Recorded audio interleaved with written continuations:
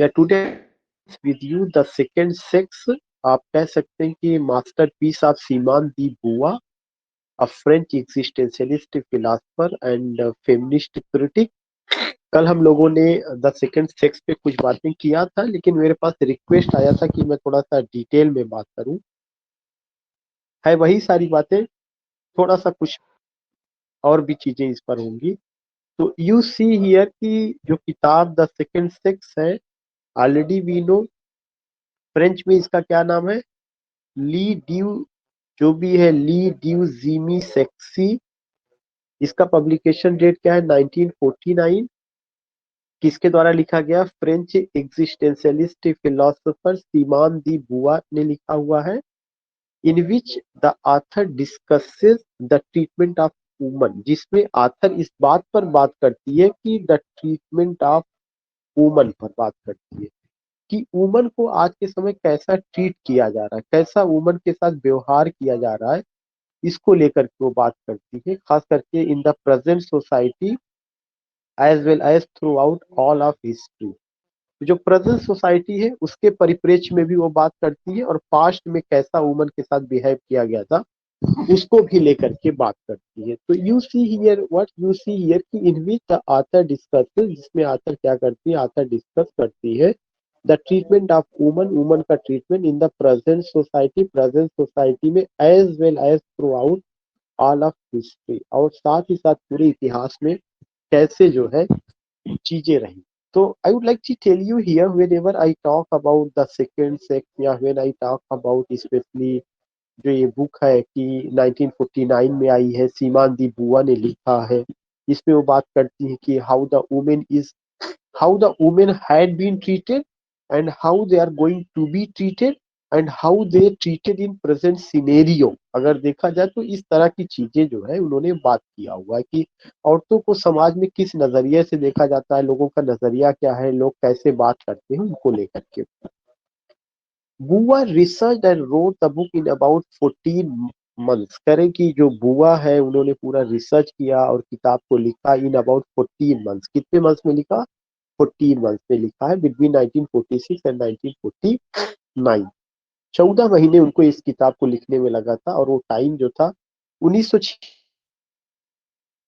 समय था, 46 से लेकर के 49 के बीच का समय रहा है जब बुआ ने इस पर काम किया, सीमांती बुआ ने। ये किताब जब पब्लिश होती है तो 2 वॉल्यूम में पब्लिश होती है। She publish the work in 2 volumes. एक तो पहला वॉल्यूम था facts and myths and lived experience. जो पहला वॉल्यूम रहा वो क्या रहा है कि facts and myths and lived experience. जो है ये सब नाम आपको पता होना चाहिए कि जो फर्स्ट वॉल्यूम था उसका जो टाइटल था वो क्या था, जो उसके वॉल्यूम्स थे जिसमें फर्स्ट वॉल्यूम का फैक्ट्स एंड मिथ्स था, और जो आपका क्या है लिव्ड एक्सपीरियंस का रहा है।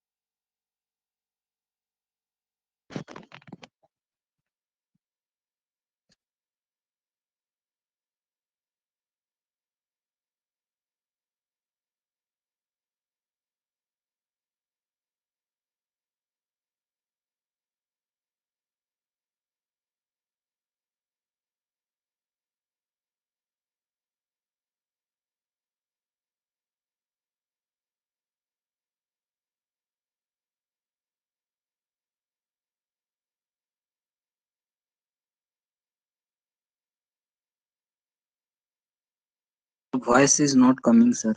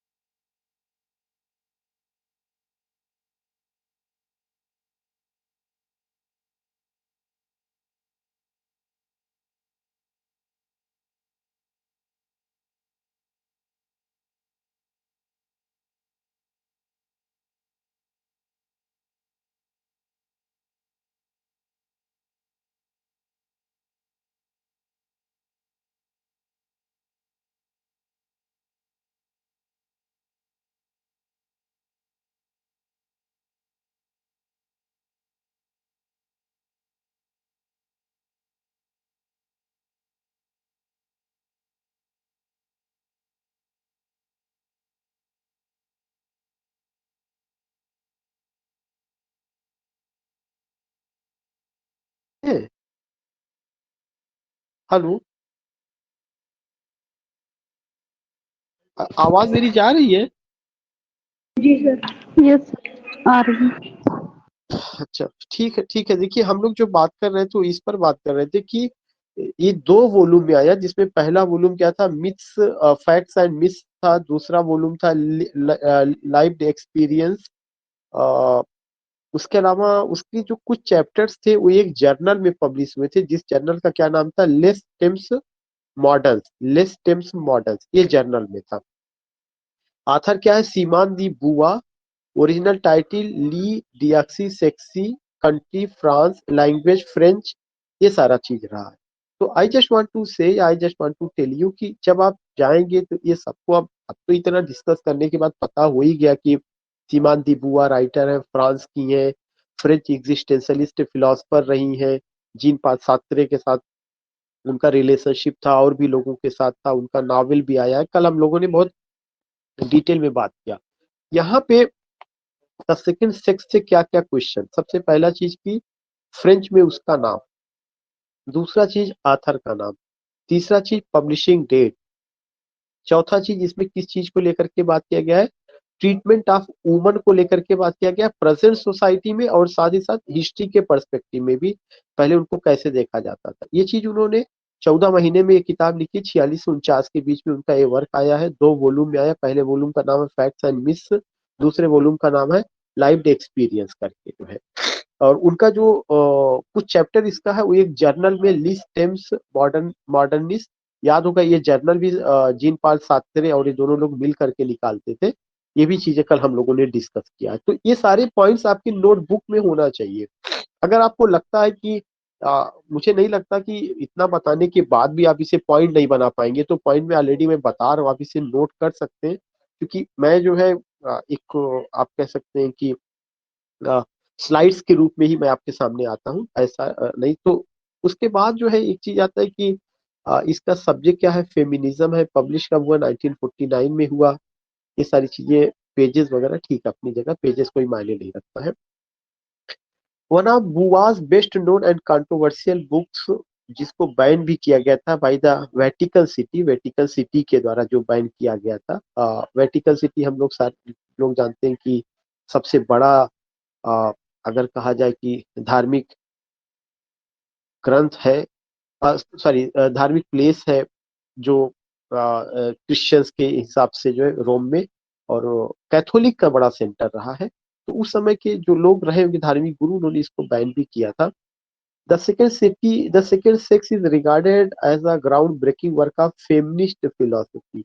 द सेकेंड सेक्स को फेमिनिस्ट फिलॉसफी का ग्राउंड ब्रेकिंग वर्क कहा जाता है। ये भी क्वेश्चन बन सकता है कि विच बुक इज नोन या which book is regarded as the ground breaking work of feminist philosophy. जो फेमिनिज्म का पूरा फिलॉसफी है वो सब का सब यहाँ से चल रहा है।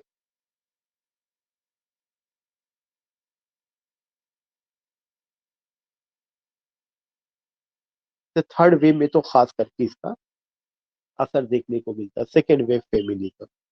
नाउ यू फाइंड हियर कि ये तो मैंने जनरल बातें की है जिसमें ये सारी बातें आई हुई है कि सीमान दी बुआ एक राइटर है, कहाँ की है, फ्रांस की है, और वो एक फ्रेंच एग्जिस्टेंशलिस्ट फिलोसोफर है। उनके कई सारे वर्क हैं, उनमें से एक इम्पॉर्टेंट वर्क है द सेकेंड सेक्स जो 1949 में आई है, 2 वॉल्यूम्स में आया हुआ है। उसको कंप्लीट करने में उनको 14 मंथ्स लगा। और उसमें उन्होंने how woman is had been treated and how they are going to be treated या how they are being treated, इन सब चीजों को लेकर के उन्होंने बात किया। इसको बैन भी किया गया था, ऑल दिस थिंग। अब उसके बाद आता है वॉल्यूम 1 में क्या बातें की गई है। वॉल्यूम 1 में बुआ ask what is woman, woman है क्या। एक कॉमन सा क्वेश्चन, हम सारे लोग जानते हैं कि जब हम लोग बात करते हैं फेमिनिज्म या फेमिनिस्ट पर्सपेक्टिव से तो हम लोग सेक्स और जेंडर डिस्टिंक्शन को भी लेकर के बात करते हैं। तो बुआ ने सबसे पहला क्वेश्चन ये पूछा कि व्हाट इज वुमन, औरत है क्या, क्या चीज है, या कैसे आप उसे देखते हैं, कैसे आप उसे डिफाइन करेंगे। तमाम बातें होती है लेकिन सबसे पहली जरूरत है कि what is woman. She argues that, वह आर्ग्यू करती that man is considered the default while woman is considered the other। Man is considered the default, man जो है अपने आप को डिफॉल्ट के रूप में कंसीडर करता और वुमन को कैसे ट्रीट किया जाता, अदर के रूप में। कल भी मैंने आपसे बात किया था कि when ever you talk about sex को लेकर के तो उसमें एक बहुत इंपॉर्टेंट पॉइंट उन्होंने बताया है कि जो कॉन्सेप्ट दिया जाता वह क्या है, सेल्फ स्लैश अदर। सेल्फ का मतलब हो गया आई, हमेशा पुरुषों ने अपने आप को आई सेंटर में रखा और औरत को उन्होंने क्या बना दिया, अदर बना दिया। अदर का मतलब हो गया यू। अगर आप प्रोनाउन के पर्सपेक्टिव से बात करेंगे तो ये पर्सनल प्रोनाउन, पर्सनल प्रोनाउन में आई फर्स्ट पर्सन प्रोनाउन और यू सेकंड पर्सन प्रोनाउन। जब आप प्रोनाउन के पर्सपेक्टिव से बात करते हैं, आई चाहता है कि पूरे सेंटर में यही रहे, हर काम इसके द्वारा हो, इसकी जगह कोई ना ले पाए। और वो जानता है कि यू जो है, जो जिसे उसने वुमन का दर्जा दिया, अदर का वर्ड यूज किया, वो यू जो है उसकी बेटर हाफ है, उसका स्पाउस है। जीवन की जो राह है उसके बगैर आसान नहीं है। लेकिन वो यू को उतनी ही फ्रीडम देगा जितनी की जरूरी है, जितना कि वो केवल जी सके उसके साथ। उसका अपना कोई आइडेंटिटी अस्तित्व नहीं बनाना चाहता है। वो चाहता है कि उसका सब कुछ जो है किसके द्वारा डिसाइड किया जाए, आई के द्वारा डिसाइड किया जाए। ये मैं नहीं कहता, कभी भी ये ना सोचिएगा कि ये शमीम कह रहे हैं या शमीम का स्टेटमेंट है। ये सब के सब वो फ्रेंच फेमिनिस्ट क्रिटिक के अलावा जो भी फेमिनिस्ट क्रिटिक्स रहे हैं, चाहे वे अब्रॉड के हों, इंडिया के हों, कहीं के हों, उन सब लोगों ने ये बात कही। अब दूसरा पॉइंट आता है कि अगर आपने उन्होंने उनको यू बनाया, औरत को यू बनाया, अदर बनाया, तो अपने आप को उन्होंने क्या बनाया, आई बनाया, डिसीजन मेकर बनाया, पैट्रियार्की का कॉन्सेप्ट लाया और अपने आप को जो है सर सेंटर में एक्सक्यूज रखा मी सर, हमेशा हर चीज। या सर ये डिफॉल्ट या मींस, हाँ डिफॉल्ट मींस क्या होता है? हाँ, man is considered the default while woman is considered the other. यहाँ पे जो है, जो हमें डिफॉल्ट जो शब्द है, आप ये कतई ना समझिएगा अल्टर से है या समथिंग रॉन्ग से है, नो नॉट एट ऑल। यहाँ पे जो है मैन को हमेशा कंसीडर किया गया कि that is in centre, here it refers to that he is in centre. The particular जो एक आप कह सकते हैं कि धुरी होती है जो सेंटर में होता है, वह उसके लिए कि man is consider the default while woman is consider the other, वो उसको सेंटर के लिए आया हुआ है यहाँ पे। then you find what then you find thus humanity is male and man defines woman not herself but as relative to थी। एक दूसरी बात उन्होंने कही, उन्होंने क्या बात बताई, दस ह्यूमैनिटी इज मेल। जब आप मेल की बात करते हैं तो उस मेल में क्या होता है, ह्यूमैनिटी का कॉन्सेप्ट ला दिया जाता है। सारी मानवता किसमें है, केवल मेल में है। और वो मेल जो होगा जब मैन की शक्ल लेता है तो वुमन को क्या डिफाइन करता है, डिफाइंस वुमन नॉट हरसेल्फ, कि उसको खुद से नहीं डिफाइन करता बल्कि एज रिलेटिव टू ही, वह उसको अपने रिलेटिव के रूप में प्रेजेंट करता है। ये सीमा दी हुआ। Woman describes the relationship of womb the to spawn in various creatures, fish, insects, mammals, leading up to the human being. She describes woman's subordination. सबसे important, she describes woman's subordination. अब आपको यहाँ पे खुद पता चल गया कि अगर कोई अदर है तो अदर जो होगा वह सबॉर्डिनेट होगा। किसका सबॉर्डिनेट होगा, वह सबॉर्डिनेट होगा सेल्फ का। या अगर सेल्फ आई है तो आई जो है किसको अपने अपना सबॉर्डिनेशन बना रहा है, अदर को बना रहा है। अदर है कौन, अदर वुमन है। तो उन्होंने फर्स्ट जो है वॉल्यूम में क्वेश्चन किया कि व्हाट इज वुमन। तो वुमन क्या है, अदर है। वुमन जो है क्या है, सबॉर्डिनेट है। वुमन क्या है, इंफीरियर है। Woman subordination to the species in terms of reproduction compares to the physiology of men and women, concluding the values cannot be based on physiology and that the facts of biology must be viewed. उन्होंने दो बात बताई कि सारी चीजें physiology के according बताई गई लेकिन जो है बायोलॉजिकल फैक्ट को नहीं लिया गया। And that the facts biology must be viewed in light of the ontological, economic, social and psychological context. What I want to tell you कि जब भी आप इन सब पर्सपेक्टिव में बात करते हैं या इन सब चीजों को लेकर के आप बात करते हैं तो आपके सामने दो तीन इशू होता है। आपके सामने जो बात करना या समझना जरूरी है। सबसे पहला पॉइंट ये कि वुमन क्या है, इस पर उन्होंने बात किया। दूसरा पॉइंट उन्होंने बताया कि वुमन अदर है। वुमन क्या है, सबॉर्डिनेट है। वुमन क्या है, यू है। वुमन क्या है, इंफीरियर है। और उसको जो इंफीरियर दिखाया गया, जो उसको सबॉर्डिनेट दिखाया गया, जो उसको एक तरह से आप कह सकते हैं कि सेकंड सेकंड क्लास एक तरह से citizen, if I use the word, दिया गया, तो उसके पीछे कई चीजों को लिया गया। प्रोडक्टिविटी के हिसाब से लिया गया, मास्कुलिनिटी के हिसाब से देखा गया, फेमिनिटी के हिसाब से देखा गया। इन सारे पॉइंट ऑफ व्यू से चीजों को देखा गया, तब वो सब चीजें डिफाइन की गई है। और economic, social and physiological context में ये सारी चीजें डिफाइन की गई। ये कौन कहता है, ये बुआ कहती है कि वुमन का जो एक रोल सोसाइटी में डिसाइड किया गया, उसको सोसाइटी में डिसाइड करने का पीछे का जो सबसे बड़ा मकसद था वो economic, social and physiological context में। आथर्स हुज व्यूज बुआ रिजेक्ट, बहुत सारे आथर्स रहे जिन्होंने अपने अपने व्यूज वुमन को लेकर के रखे हुए हैं। उसमें उन्होंने बहुत सारे आथर्स के व्यूज को उन्होंने रिजेक्ट किया। तो कौन कौन से आथर्स उन्होंने लिए थे, सिगमंड फ्राइड को उन्होंने लिया था, आल्फ्रेड आडलर को लिया, फ्रेडरिक इंजिल्स को लिया, और इसके अलावा इन सब के व्यूज को उन्होंने रिजेक्ट किया।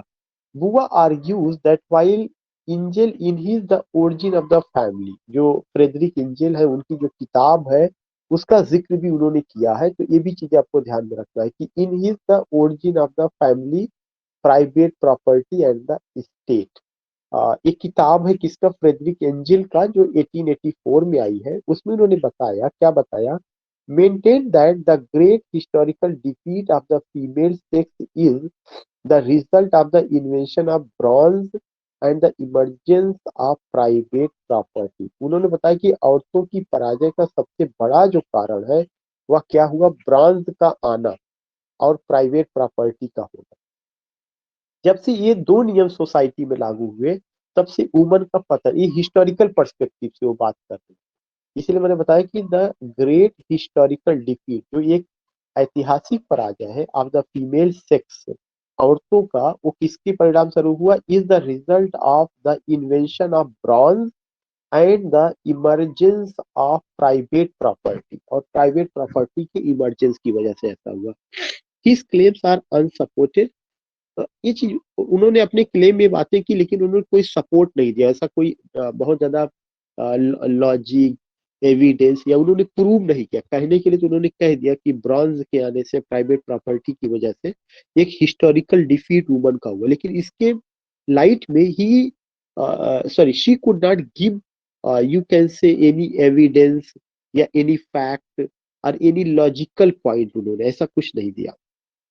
According to Bua, two factors explain the evolution of women's condition. Women's के conditions का two factors रहा है, participation in production and freedom from reproductive slavery. That is very important. Participation in production and freedom from reproductive slavery. I just want to tell you, या I just want to say, उस क्या चीज बताना चाहते हैं कि according to बुआ, बुआ की नजर में दो फैक्टर्स रहे हैं, और वो दो फैक्टर्स क्या है, explain the evolution of women's condition, जो वुमेन्स की कंडीशंस को बताते हैं। कौन कौन सी वो दो चीजें रही हैं, पार्टिसिपेशन इन प्रोडक्शन, कि उनका पार्टिसिपेशन प्रोडक्शन में क्या था। प्रोडक्शन का मतलब क्या है, the word here refers production की जो भी चीजें सोसाइटी में प्रोड्यूस हो रही है उनका क्या रोल रहा है। जैसे वर्क को दो चीजों में बांटा गया, पेड वर्क और अनपेड वर्क। एक काम करेंगे तो इस काम को करने पर आपको पैसा मिलेगा और उसी काम को महत्व दिया गया, लेकिन कुछ काम ऐसी होती थी जो घर पे औरतें करती है पूरा का पूरा, उसका कोई पैसा नहीं दिया जाता, तो वह क्या है, वह आपका अनपेड वर्क की कैटेगरी है। तो पेड वर्क और अनपेड वर्क ये दो इंपॉर्टेंट पॉइंट था। इसको किससे जुड़ा हुआ, प्रोडक्शन से जुड़ा हुआ है, कि if they are managing kitchen, if they are managing houses या हाउस होल्ड कोरेस जिसको आप वर्ड यूज करते हैं, तो उससे पैसा नहीं दिया गया। ऐसा नहीं कि कोई हस्बैंड जो है अपनी पत्नी को सैलरी देता होगा कि आप पूरा घर संभालती हैं तो आपको 10,000 रुपया महीना दिया जा रहा है। Not such culture we don't see in our household. तो लेकिन उस काम को उतना महत्व भी नहीं दिया गया, क्योंकि ये तो ये होता था, आप ये आपका परिवार है, आपके बच्चे हैं, आप संभाल रही है, आप अपने परिवार को बेहतर बना रही। Such things we see, we find in our day to day life. दूसरी तरफ क्या हुआ, सोसाइटी में प्रोडक्शन में एक दूसरा काम हुआ जो पेड वर्क था, जैसे गवर्नमेंट जॉब में जाना, फैक्ट्री में ज्वाइन करना, किसी शॉप पर बैठना, तो जिससे पैसा आना शुरू हुआ, वो चीजें क्या हुई, वहां की हुई। तो एक चीज उससे इनको बाहर किया गया। दूसरा क्या हुआ, फ्रीडम फ्रॉम रिप्रोडक्टिव स्लेवरी, और उनको जो है क्या किया गया, एक तो फ्री करने की कोशिश की गई जो रिप्रोडक्टिव स्लेवरी का हिस्सा होता था, कि औरत को केवल जो है रिप्रोड्यूस करना चीजों को, they are only for to beget the children, वो बच्चों को जन्म दे, उनका नर्चरिंग करे, उनको इससे भी उनको स्वतंत्रता की बात की गई। बुआ writes that motherhood left woman riveted to her body like an animal and made it possible for men to dominate her. Domination एक बहुत इंपॉर्टेंट पॉइंट रहा है। डोमिनेशन किसका, domination, domination of main, main का डोमिनेशन किसके ऊपर, woman के ऊपर, और खास करके उनकी बॉडी को लेकर के। क्यों, क्योंकि उनकी बॉडी को जो है एक एक वुमन की बॉडी के रूप में नहीं देखा गया, बल्कि रिप्रोडक्शन के रूप में देखा गया। रिप्रोडक्शन कैसे, कि बच्चे को जन्म देना, कि उनका इंपॉर्टेंस इतना है कि जनरेशन को आगे बढ़ाने के लिए उनका इंपॉर्टेंस है, तो रिप्रोडक्टिविटी के रूप में उनको देखा गया, कमोडिटी के रूप में देखा गया, भोग विलास की वस्तु के रूप में देखा गया, मार्केट की, आप कह सकते हैं कि उनको इस तरह से देखा गया कि मार्केट में हमें उन चीजों में मार्केट में उनको लगाना है जिन चीजों को देख करके लोग अट्रैक्ट हो और उससे चीजों का परचेजिंग हो, ज्यादा सेलिंग हो, इस तरह की चीजों में उनको लगाया गया। इसीलिए अगर आप देखेंगे कि जितना भी कॉस्मेटिक की चीजें हैं, उन सारी कॉस्मेटिक की चीजों पे you see the picture of woman और उनका ब्यूटी से रिलेटेड वो चीजें dominate her and nature. She describes man's gradual domination of woman, starting with the statue of a female great goddess found in Suva. उन्होंने बहुत सारा उदाहरण दिया ग्रीक गॉडेस को लेकर के, कैसे सूजा के को जो फीमेल ग्रीक गॉडेस थी उनको कैसे जो है उनकी स्टेच्यू को लेकर के उन्होंने उदाहरण दिया। और साथ ही साथ इसके अलावा and eventually the opinion of the ancient Greeks like Pythagoras, और उन्होंने जो पाइथागोरस थे, जो एंशिएंट ग्रीक्स एक बड़े फिगर थे, उनका भी उन्होंने उदाहरण दिया। उन्होंने क्या लिखा, हु रोट, जिन्होंने लिखा, there is a good principle that created order, light and man, and a bad principle that created chaos, darkness and woman. ये बहुत अच्छी बात है जो आपको ध्यान में रखना चाहिए। पाइथागोरस लिखते हैं, कहते हैं कि there is a good principle, एक अच्छा सिद्धांत है, और उस सिद्धांत से कौन कौन सी चीजें जन्म ली, आर्डर जन्म लिया, लाइट जन्म लिया, मैन जन्म लिया, और एक बैड सिद्धांत है, उससे क्या क्या जन्म लिया, क्योस जन्म लिया। क्योस का मतलब ये होता है कि समथिंग क्योटिक सिचुएशन होती है, बहुत ज्यादा फियरफुल, डिस्टर्बिंग, उस तरह की सिचुएशन को। और एक आपका डार्कनेस जन्म लिया, एंड वुमन, और औरत ने जन्म लिया। जस्ट सी कि कितनी चीजें वर्ड यहाँ पे यूज किया गया। पाइथागोरस ने जो बात बताई, वो ये बात बताई कि दो तरह के सिद्धांत है। एक सिद्धांत जो है जो पुरुष के फेवर में है, कि पुरुष ने जन्म लिया, रोशनी आई, सब चीजें आर्डर फॉर्म में आई, और एक बैड प्रिंसिपल है जिसमें क्योस है, डार्कनेस है और वुमन है। Men succeeded in the world by transcendence, but immanence is the lot of woman. बुआ writes that men oppress woman. बुआ ने साफ साफ लिखा कि पुरुषों ने शोषण किया, किसका, वुमन का शोषण किया। when they seek to perpetuate the family and keep patrimony intact. She compares women's situation in ancient Greece with Rome. In Greece, with exception like Sparta, where there were no restraints on women's freedom, women were treated almost like slaves. यानी Greece में खास करके with exceptions like Sparta, Sparta को खास करके उन्होंने exception माना, where there were no restraints on women's freedom. Sparta में जो औरतें थी उनकी स्वतंत्रता पर किसी तरह का नियंत्रण नहीं रहता था, लेकिन और जगहों पर women were treated almost like slave. और जगहों पे वुमन को किसके जैसा रखा गया, एक स्लेव जैसा, दासी बना के रखा गया। ये रोम का एग्जांपल उन्होंने दिया। In Rome, because men were still the masters, women enjoyed more rights, but still discriminated against on the basis of their sex. और हमेशा वुमन के साथ रहा डिस्क्रिमिनेशन, लेकिन किसके बेसिस पर, on the basis of their sex. Had only empty freedom, और जो फ्रीडम दिया गया वो केवल जो क्या था, इम्पिटी फ्रीडम था, केवल कहने के लिए अकेले। उसके बाद वो पूरा एक हिस्ट्री बताती है, डिस्कसिंग क्रिश्चियनिटी, क्रिश्चियनिटी को लेकर उन्होंने बात की। बुआ argues that with the exception of German tradition, it and its clergy have served to subordinate. जो क्लर्जी लोग थे, जो धार्मिक गुरु लोग थे, उन्होंने भी औरतों को क्या किया, सबॉर्डिनेट किया वुमन को। Also describe prostitution and the changes in dynamics brought about courtly love that occurred about the 12th century. Courtly love को लेकर के बात हुई, प्रोस्टिट्यूशन को लेकर के बात हुई, इन सारी चीजों पर भी बात हुई है। Buber describes from the early 15th century great Italian ladies and courtesans and singles out the Spaniard Teresa of Avila as successfully raising herself as high as a man. कुल मिलाकर उन्होंने ये भी बताया कि किस किस तरह का जो है चीजें रही है। अब हम उसको बहुत ज्यादा हमें नहीं जाना है, आपको खुद ये चीजें पढ़नी है। उसके बाद उन्होंने नेपोलियनिक कोड को लेकर के बात किया, आगस्ट काम्टे को लेकर के बात किया, होनो डी बाल्जाक को लेकर बात किया, जोसेफ प्रोडक्शन और द इंडस्ट्रियल रिवोल्यूशन, इस पे थोड़ा सा मैं बात करूंगा। उन्होंने बताया कि इंडस्ट्रियल रिवोल्यूशन जो विक्टोरियन एज में और उससे पहले आया, वो क्या कहती है कि the industrial revolution of the 19th century gave woman and escape from their homes. करें जो इंडस्ट्रियल रिवोल्यूशन आया था 19th सेंचुरी में, गेव वुमन एंड escape, उन्होंने औरतों को एक बचने का मौका दिया फ्रॉम देयर होम्स, अपने होम से, but they were paid little for their work. उनको काम करने का मौका तो फैक्ट्री में मिला, लेकिन वहां पर भी उनके साथ जो है क्या हुआ, शोषण हुआ। पुरुषों के मुकाबले उन्हें मजदूरी कम दी जाती थी। वही काम पुरुष करते थे, वही काम औरतें करती थी, लेकिन पुरुषों को ज्यादा दिया जाता था, महिलाओं को जो है मजदूरी कम दी जाती थी।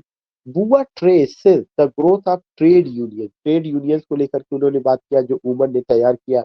She examine the spread of birth control को लेकर के जो बात हुई उसको, वुमेन्स का सफ्रेज का हिस्ट्री ऑफ एबॉर्शन को लेकर के उन्होंने बात किया। रोजा लग्जमबर्ग एंड मेरी मेरी क्यूरी, इन सब चीजों को लेकर के कुल मिलाकर के मैंने बताया कि फर्स्ट वॉल्यूम में she only talks about how woman had been created historically, उसकी वो बात करती है कि इंडस्ट्रियल रिवोल्यूशन में कैसे हुआ, उसके पहले कैसा हुआ, पाइथागोरस ने क्या कहा और लोगों ने क्या कहा। उसके बाद आप देखते हैं कि रोजा एंड राइट दैट उन्होंने कुछ लिखा कि रोजा लक्समबर्ग एंड मेरी क्यूरी जैसी जो औरतें रही हैं brilliantly demonstrate that it is not women's inferiority that has determined their historical insignificance, it is their historical insignificance that has doomed them. ये एक इम्पोर्टेंट पॉइंट है। उन्होंने बताया it is not women's inferiority, या औरतों का इंफीरियरिटी नहीं रहा कि औरतें जो है इंफीरियर थी, that has been determined their historical insignificance, और यह हिस्टोरिकली क्या किया गया, इस उनको इनसिग्निफिकेंस बताया गया। It is their historical insignificance, यह उनका ऐतिहासिक महत्व था, that has doomed them to inferiority, जो उनको इंफीरियरिटी की ओर ले गया।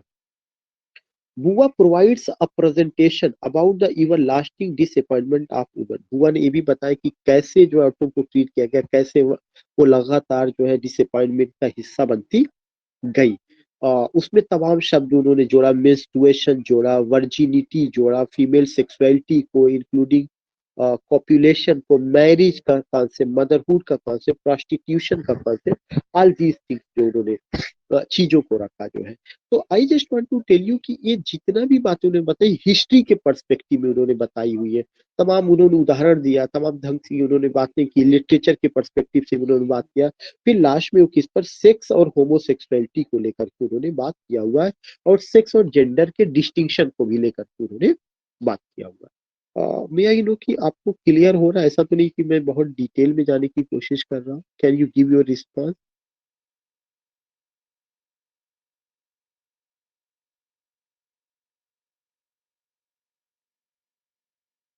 Yeah, you can unmute also. Yes, sir. Okay, clear Clear हो है रहा sir. है। Okay, okay, okay.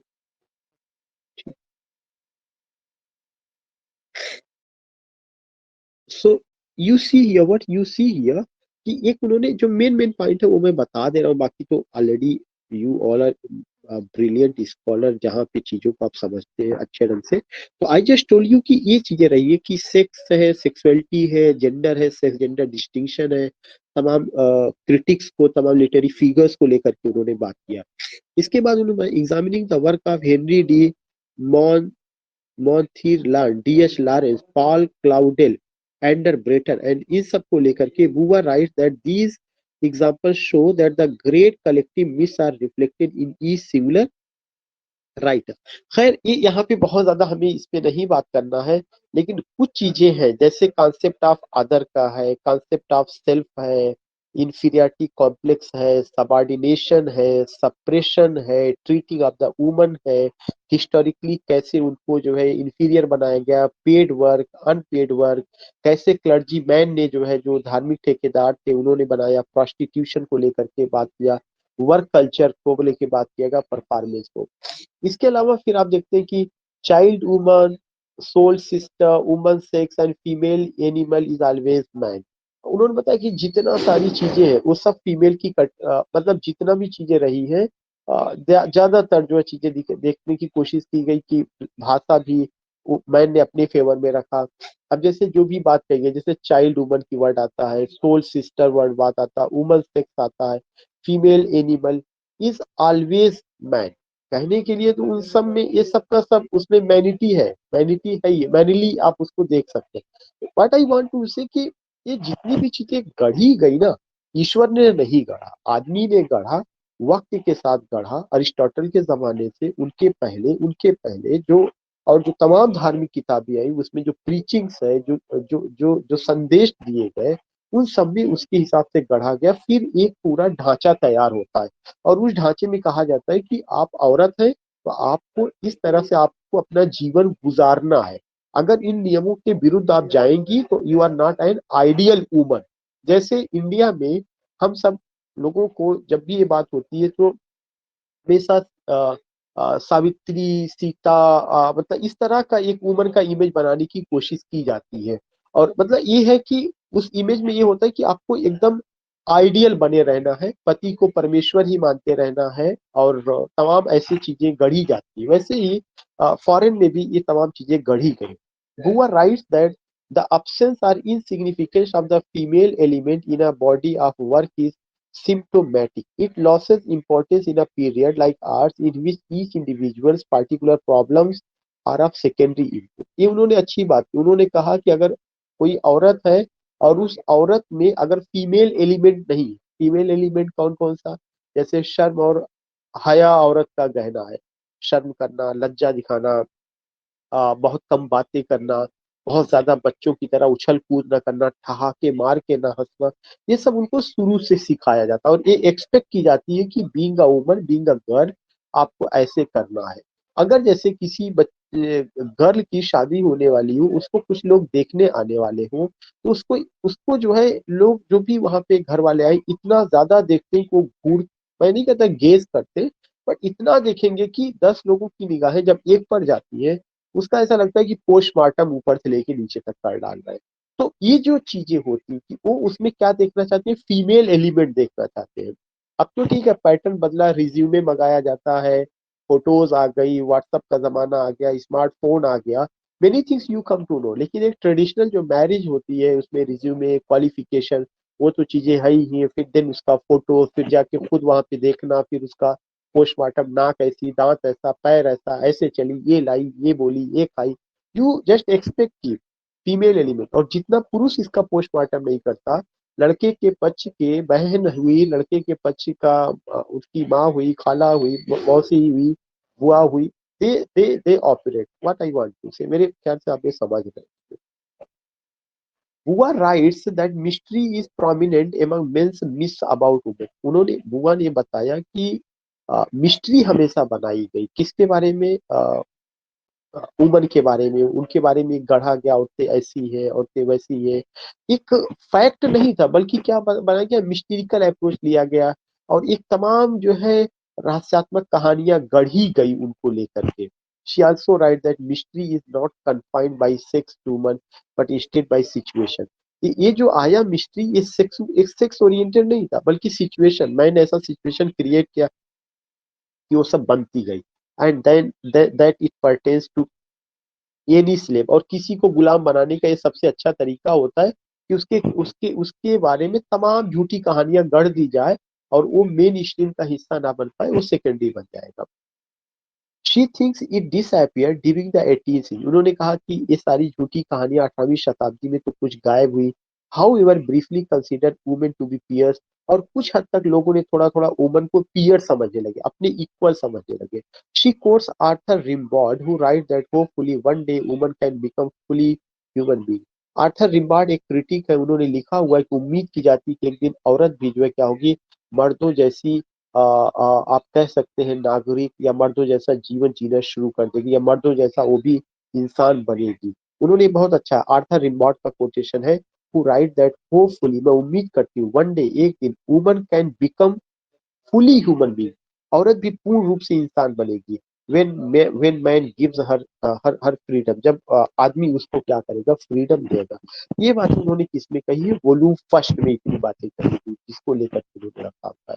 वॉल्यूम 2 में उन्होंने क्या किया कि एक चाइल्ड का प्रेजेंटिंग को लेकर के, presenting a child life beginning with birth, volume 2 में बताइए जब एक बच्ची जन्म लेती है तो बर्थ से कैसे उसको ट्रीट किया जाता है। बुआ contrast a girls upbringing with a boy, वो दिखाती है कि लड़के का कैसे पालन पोषण हो रहा है, लड़की का कैसे पालन पोषण हो रहा है, खास करके एट द एज ऑफ 3 और 4 it is told he is a little man, और ये कहा जाता है कि वो अभी छोटी है। A girl is start to be a woman, एक गर्ल को पढ़ाया जाता है कि तुम्हें औरत बनना है, तुम लड़की हो, तुम औरत बनोगी, दूसरे के घर जाओगी, तुम्हें घर पूरा संभालना है, जिम्मेदारियां होगी, लोग क्या कहेंगे। तो शुरू से 3-4 साल की जैसी वो होती है, उसको पहनावे से लेकर के, बोलचाल से लेकर के, उठने बैठने से लेकर के, खाने पीने से लेकर के, इस तरह से ट्रेंड किया जाता है कि वो बड़ी होकर के एक वुमन बने, औरत बने।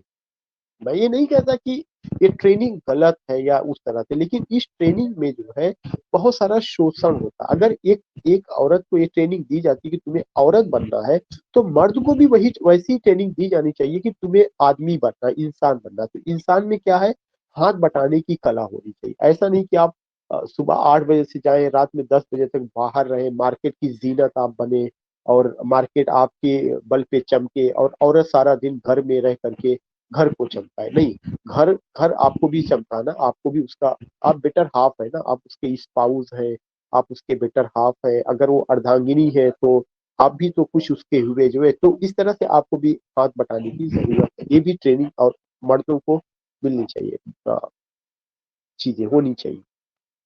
अ गर्ल स्टार्ट तो उसका she has no innate maternal instinct. और ये चीज होता है कि शुरू में तो उसके कोई मैटरनल इंस्टिंक्ट होता नहीं है।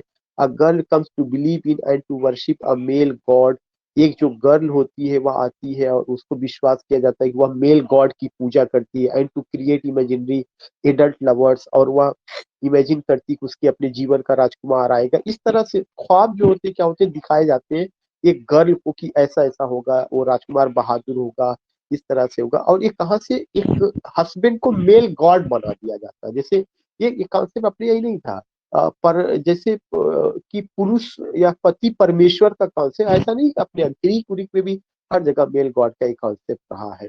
अ, जैसे एक बहुत सारे जगहों पे मुस्लिम फैमिली में ये सुना जाता है कि शौहर आपका मिजाज खुदा है।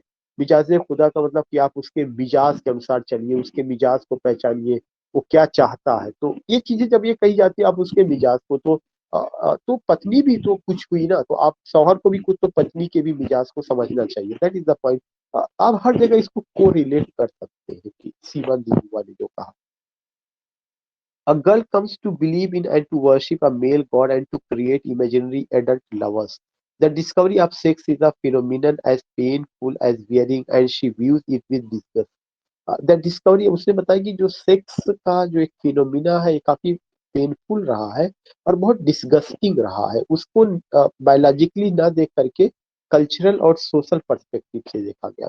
When she discovers that men, not women, are the masters of the world, this imperiously modifies her conspicuousness of herself. उन्होंने ये देखा कि सीमान दी बुआ ने देखा कि पूरी दुनिया का जो मास्टर बन करके आता है वो कौन होता है, मेन होता है। मास्टर्स ऑफ द वर्ल्ड जो है कौन है, मेन है, ना कि वुमन है। तो पूरी दुनिया पे जो राज हो रहा है, डिसीजन मेकर है, हुकूमत है, पार्टियाकी है, मेल ओरिएंटेड सोसाइटी है, ये किसका है, मेल का रहा। ये चीज उन्होंने महसूस किया।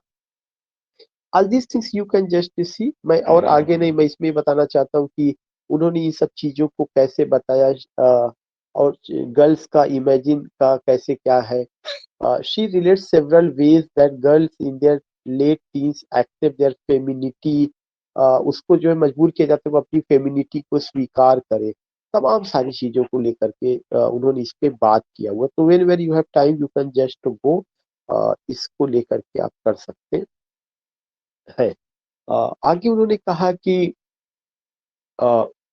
बुआ डिस्क्राइब्स वुमन से सेक्सुअल रिलेशन विद वुमन। उन्होंने होमोसेक्सुअलिटी को भी लेकर के बात किया, गे और लेस्बियन को भी लेकर के बात किया, वुमन्स का सेक्सुअल रिलेशन विद वुमन को लेकर, और सोसाइटी उसको कैसे देखती है।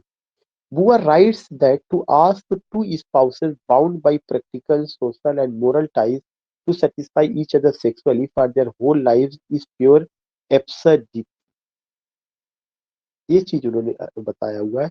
उन्होंने कहा कि अगर टू स्पाउसेस, अगर दो बेटरहा हस्बैंड वाइफ अगर वे बाउंड होते हैं और प्रैक्टिकल है, सोशल है, और उनमें मोरल टाइज होता है, और ये चीज होता है कि नैतिक रूप से बात की जाती है कि वे जीवन भर एक दूसरे के साथ रहेंगे, और इसके अलावा इधर उधर कहीं नहीं जाएंगे, इस तरह। तो उन्होंने कहा ये जो नैतिकता की बात बताई जाती है ये गलत है, ये बड़ा एब्सर्डिटी है, इलॉजिकल है, मीनिंगलेस है। ये उनका अपना सोच हो सकती है बुआ का। She described the work of married women including house cleaning, writing that it is holding away death but also refusing life.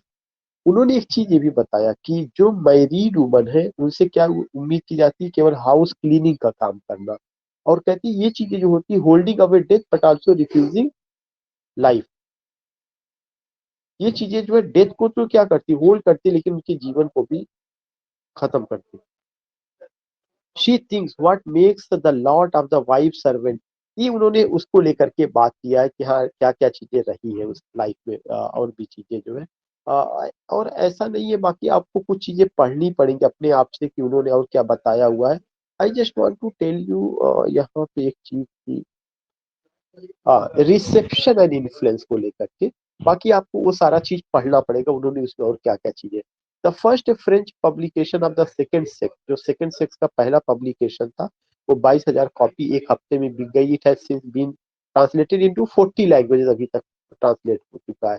The Vatican city, जो the Vatican place the book on its list of prohibited books, इसको ban कर दिया गया था।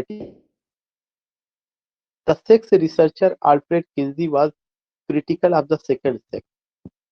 Alfred Kinsey ने इसकी बड़ी आलोचना की थी, holding that while it was an interesting literary product it contain no original data of interest और इंपॉर्टेंस टू साइंस। उन्होंने कहा एक अच्छी चीज तो बताई गई लेकिन इसमें कोई डेटा या कोई ऐसा फैक्ट नहीं दिया गया है। 1960 Buwa wrote that the second sex was an attempt to explain why a woman's situation still even today prevents her from exploring the world's basic problem। ये बहुत इंपॉर्टेंट स्टेटमेंट होता है, नोट कर लीजिएगा। 1960 में बुआ ने लिखा, बुआ ने क्या लिखा, बुआ ये लिखती है कि आखिर जो सेकंड सेक्स जो किताब है वाज एन अटेम्प्ट, यह एक प्रयास था टू एक्सप्लेन करने का व्हाई अ वुमन सिचुएशन, की औरत की जो स्थिति है स्टिल इवन टुडे आज भी prevents her from exploring the world's basic problem. आज भी वह जो है क्या करती है, जो दुनिया की बेसिक प्रॉब्लम्स है उनको कैसे औरतों को रोका जाता है जो उससे जुड़ी हुई है, इसी का वो खुलासा करती है, इसी को डिस्कस करती है।